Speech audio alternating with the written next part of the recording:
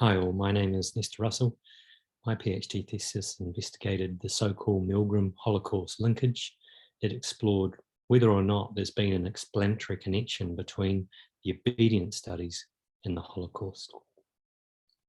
This thesis was later converted into a 2-volume book titled Understanding Willing Participants. In this presentation, I'll discuss what I argued in these books.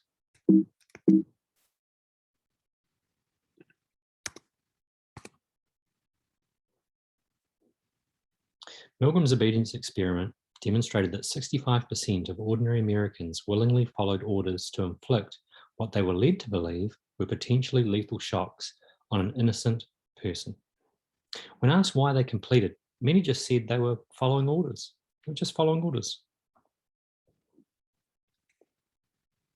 With responses like that, it's not surprising that from the 1960s to the early to mid-1990s, more scholars than not believed there to be a strong explanatory connection between Milgram's obedience studies and the Holocaust, or what Art Miller termed the Milgram-Holocaust linkage. However, after the mid-1990s, the tide changed when more scholars than not started questioning the Milgram-Holocaust linkage.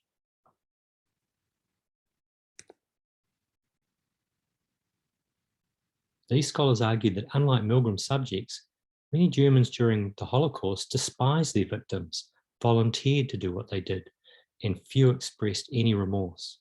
Thus, these researchers concluded there is no Milgram-Holocaust linkage. My book disputes this currently popular argument.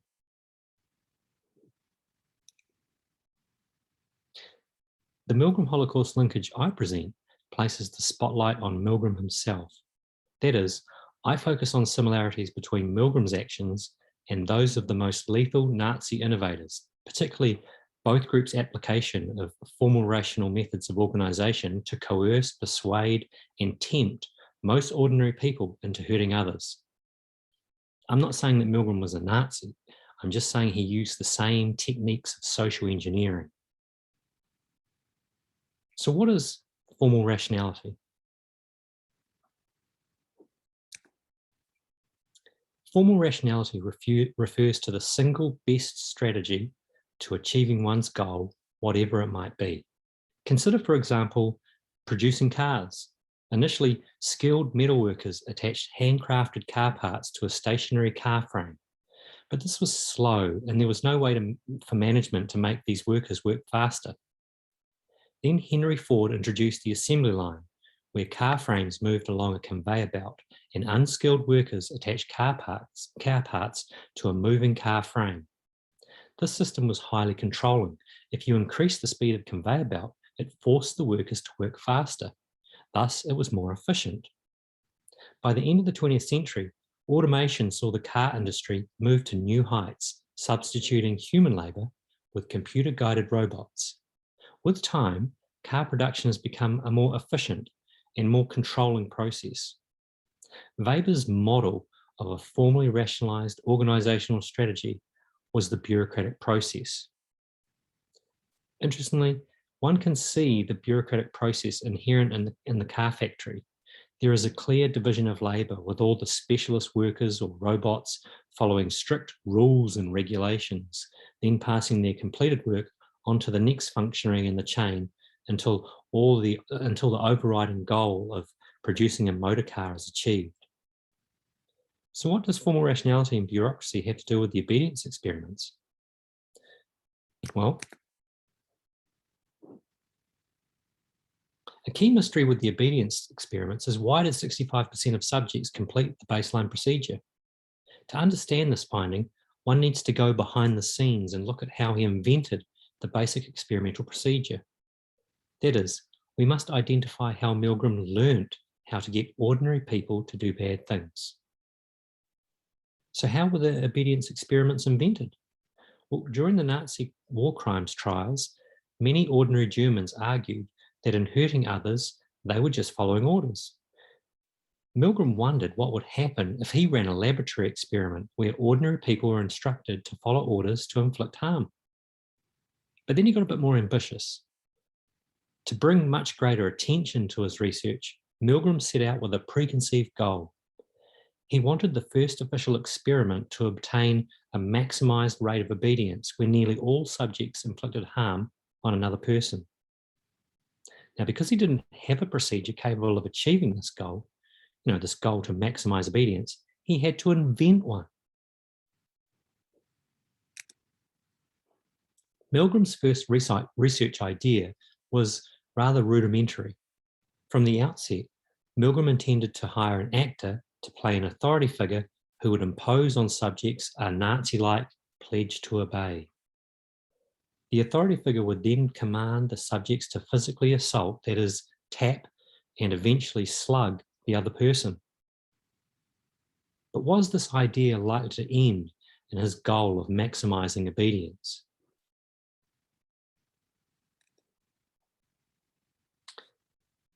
Milgram seems to have concluded that asking subjects to accept a pledge to obey sounded too much like the Holocaust. His subjects would see through it. He therefore needed a more subtle motivational force to encourage them to inflict harm. Also, he came to the conclusion that his idea to demand that subjects engage in an escalating physical assault was also unlikely to end in goal achievement, probably because the direct physical connection would have been too stressful for most subjects. One way to overcome this problem was to introduce a more disconnected means of inflicting harm, something that separated cause from effect. Soon after, the more disconnected shock generator appears in Milgram's archival record. Although at this point in time, Milgram still retained his Nazi-like pledge to obey, soon afterwards he dumped it in favour of a less transparent rationale for inflicting harm. That is, to determine if punishment improved learning, the subject, in the role of a teacher, would inflict shocks on the learner.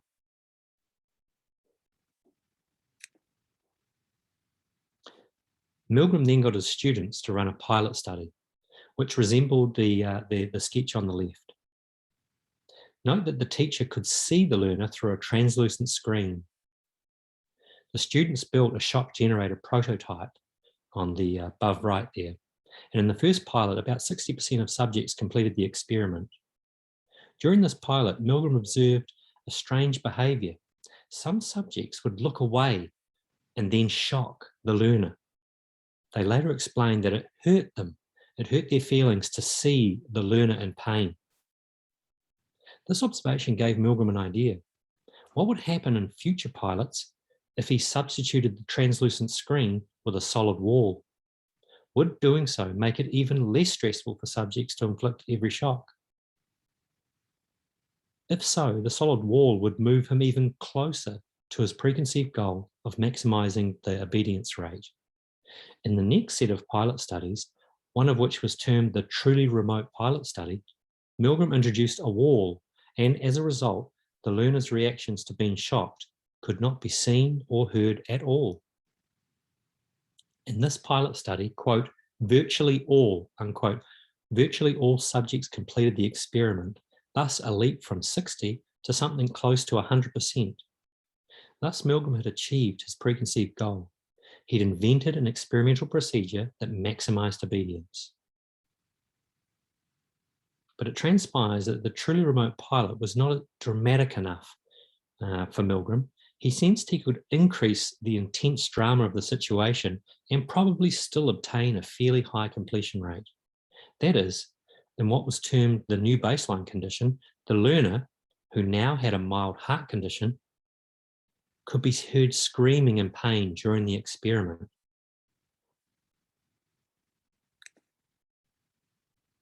The new baseline experiment obtained a 65% completion rate, a result that garnered much scholarly attention.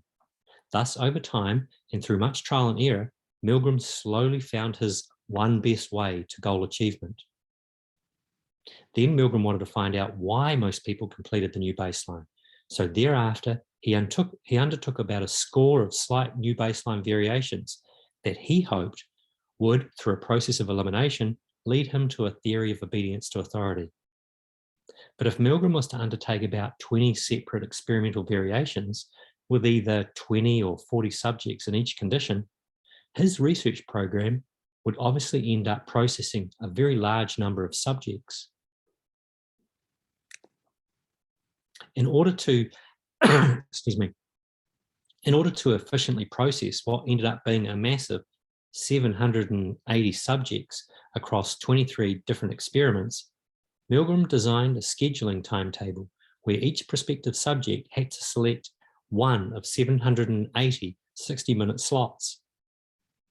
Milgram's subjects processing system had all the characteristics of a Weberian-like bureaucratic process. When subjects arrived to fill their laboratory slot, they were then processed. Processing involved Milgram's research team undertaking a variety of carefully divided specialist tasks. For example, the training of subjects, running the experiment, collecting data, and debriefing subjects. Weberian-like strict rules and regulations, written records, and the impersonality of relations were all present throughout. In sum, as volume 1 of my book argues, to convert his experimental program into a reality, Milgram utilized techniques of Weberian, formal rationality, and bureaucratic organization.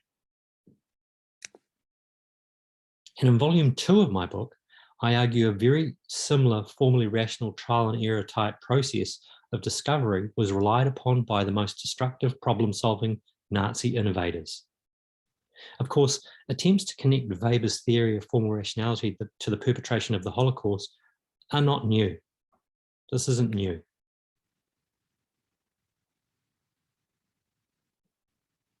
That is, scholars like Zygmunt Bauman, among others, have argued that the construction of Auschwitz involved an inherently modern, formally rational journey of discovery.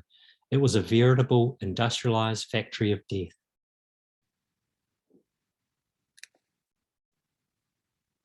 But this argument stumbles badly when applied to the Nazis' mass shooting campaign. For example, Bloxham and Kushner refer to Dieter Pohl's 1997 research on the so-called de-bureaucratization of the Holocaust, noting that neither can the murder by shooting in situ of millions of Polish, Soviet, and Serbian Jews be described in any meaningful sense as a modern bureaucratic process. However, for reasons that I'll now go into, I disagree with this argument. The mass shootings during the Holocaust have long perplexed historians. As Friedlander said of the shootings, quote, "All there is to report, it seems, is a rising curve of murder statistics." But is it possible that, like Milgram, certain Nazi innovators during the mass shooting campaign rationally learned, over time, increasingly more efficient techniques of extermination? That is it possible that the mass shootings were initially rudimentary, but with time and increasing trial and error experience, the Nazis' one best way of undertaking the executions, quote unquote, improved in efficiency, causing Friedlander's above rising curve of murder statistics to soar? If so, how over time did the quote unquote one best way of shooting civilians improve in efficiency? During the Polish invasion in late 1939, the German armed forces set out by implementing higher orders to kill civilian resistors and the Polish leadership. They used the only method of executing unarmed people they knew, which was the military-style execution. That is, the shooters and the victims were face to face and separated by about 10 meters or so, and then shot. The military execution was, however, inefficient, and relative to what was to come, only small numbers of Poles were killed. It was inefficient because the victims died where they fell, and the shooters were later burdened with grave digging and burial, a body dragging and dumping task which forced the perpetrators into feeling and seeing up close the connection between cause and gruesome effect of their trigger-pulling actions. But like Milgram, with time, new ideas emerged that caused killing efficiency to greatly increase. First, the victims were instructed to dig their own graves and then, facing the executioners, stand on the edge of those graves. On being shot, the victims conveniently fell backwards, disappearing from view, thereafter effectively delivering themselves to the grave. Thus, the perpetrators no longer needed to touch nor see their victims up close. This shooting technique, however, did nothing to alleviate the ongoing problem, or an ongoing problem. Because the victims were being shot, because the victims, when being shot, were face to face with the executioners, the shooters couldn't help but see their victims' terrified facial expressions. Thus, a temptation emerged among the shooting squads to shoot from greater distances.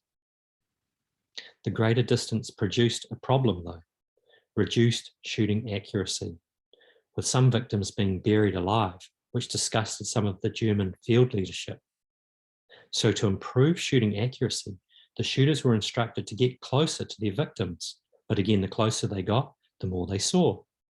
Then another solution emerged.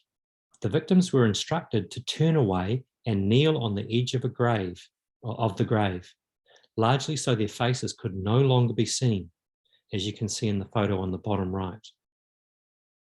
But this shooting technique also produced a problem.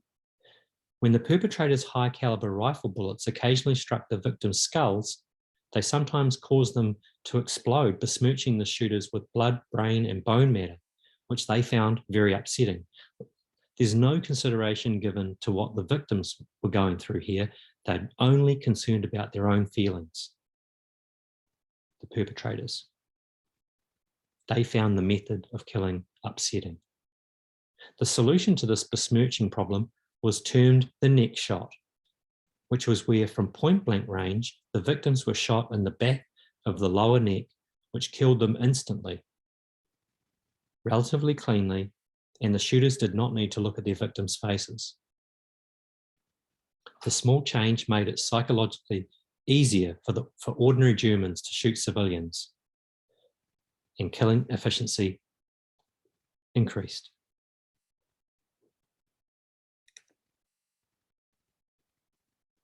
The next big mass shooting innovation was termed sardine packing, excuse my pronunciation, which was a shooting technique invented by police leader Friedrich Jeckeln. Here the victims were laid face down next to one another in a mass grave. Then a shooter systematically shot each of them with a neck shot. Then new layers of victims were stacked on top of those previously shot. In just over 2 months, Jeckeln's men had shot 44,000 civilians, a figure that exceeded that of all other execution units. Many of these victims were killed during one particularly efficient mass shooting.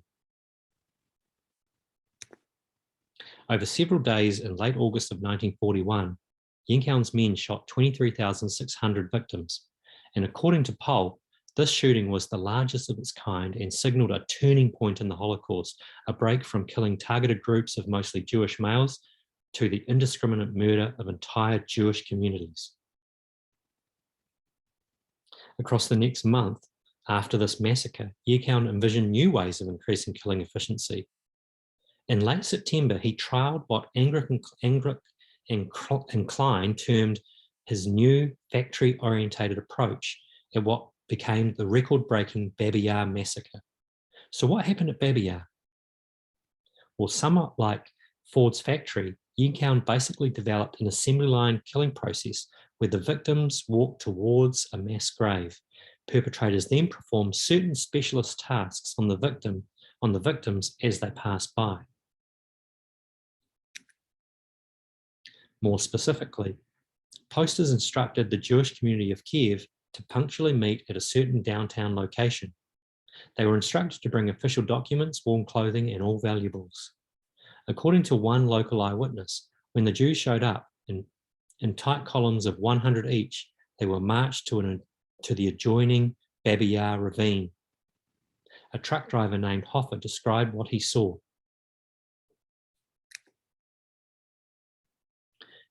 The Ukrainian collaborators led the Jews past a number of different places where, one after the other, they had to remove their luggage, then their coats, shoes, and overgarments, and also underwear. They also had to leave their valuables in a designated place. There was a special pile for each article of clothing.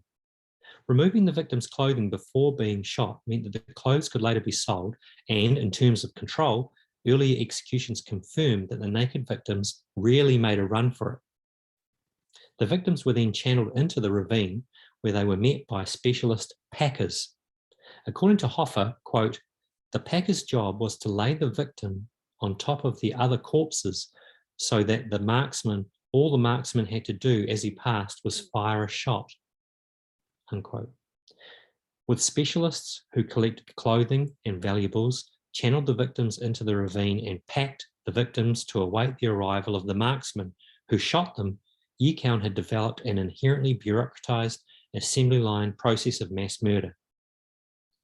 This mass shooting ended in the deaths of 33,771 Jews in just 2 days. I suspect it was Yikon's factory-orientated mass shooting process that best explains Friedlander's rising curve of murder statistics.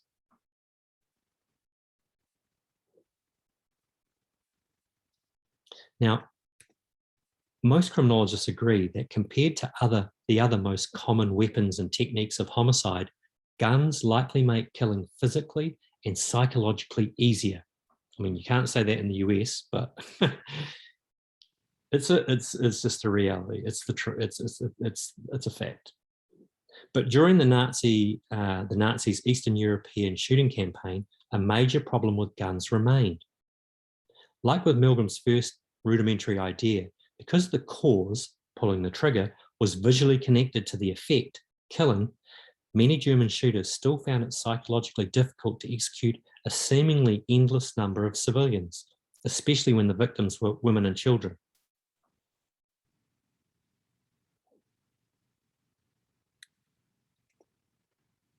Despite Jenkeln's huge increase in killing efficiency, it eventually got to the point where Heinrich Himmler told him, quote, "Killing is too complicated an operation. For shooting," Himmler said, "one needs people who can shoot, and this affects our people poorly."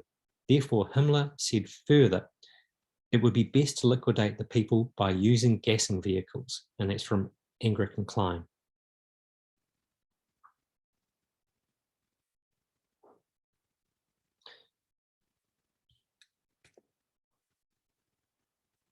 So we see this movement towards a greater reliance on gassing technology. The shooting still occurred, but the gassing technology started to become a real focus.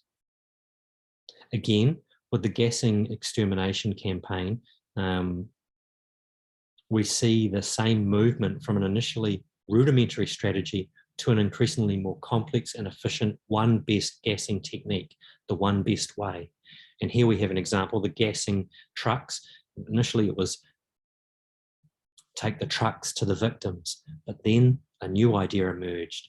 Bring the victims to a centralized processing plant and attach the gas fans to the end of them after the victims have been stripped of their valuables by walking through this castle and then out the door into the back of the gas fan.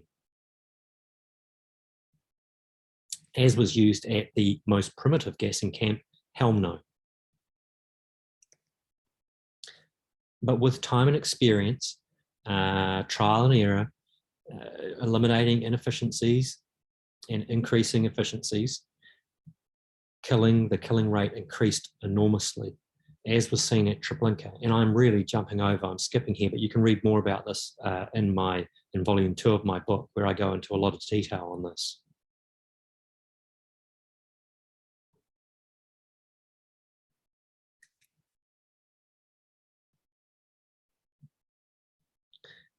And then we moved to the most successful solution, which was at Auschwitz, which was both a work and extermination camp. And the system set up there was much more efficient in various ways and could eliminate all evidence of the bodies through cremation, industrialized cremation. But you can read about that in my book if you're so interested.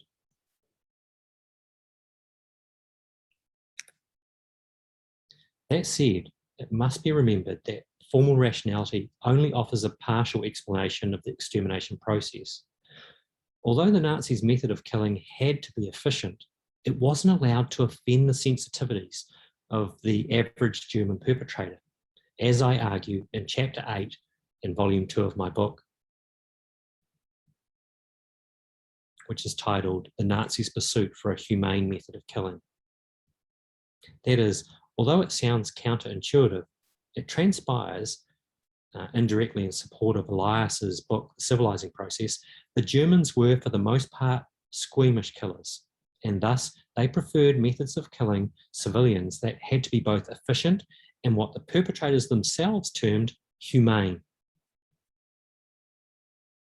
And as Milgram discovered for himself, as one powerful strategy to better ensuring that ordinary people could be coerced, persuaded, tempted into inflicting enormous harm on another person was to ensure that the harm doer need not touch their victims to harm them. Thus, Milgram's shock generator and all three of the Nazis' most relied upon methods of killing, starvation, shooting, and most effectively gassing, ensured the perpetrators remained disconnected from the infliction of harm.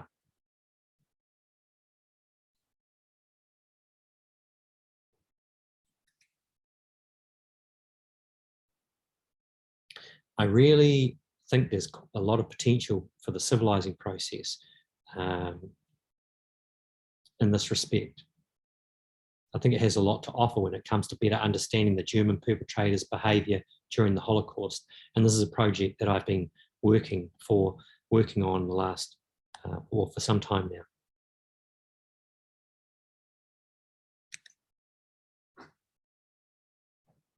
But because Milgram's subjects refused to harm their victims on ethical grounds, and most Germans who refused to shoot Jews because of physical revulsion, don't both events differ in kind and not degree? That is, aren't Milgram's experiments and the perpetration of the Holocaust therefore too different to compare? I don't think so. Milgram and the most successful Nazi innovators sometimes encountered very different obstacles that threatened the achievement of their respective goals.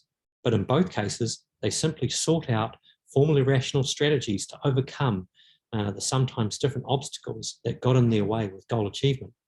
For example, Milgram found a way to circumvent most of his subjects' ethical objections to inflicting every shock. And the key Nazi innovators found a way to get around their men's revulsion when faced with killing Jews. The common denominator between both is formal rational techniques of discovery. And that is why I think Weber's theory offers a crucial Milgram Holocaust linkage.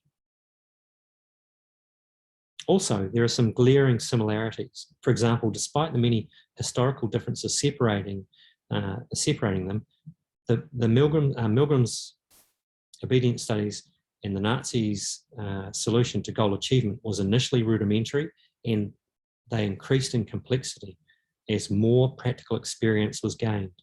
And in both cases, the key to increasing the violent capabilities of ordinary people was to eliminate the tactile and visual connection between cause, the death blow, and the effect, killing. Out of sight and touch became out of mind. Thanks for listening to this overview of my books. Cheers.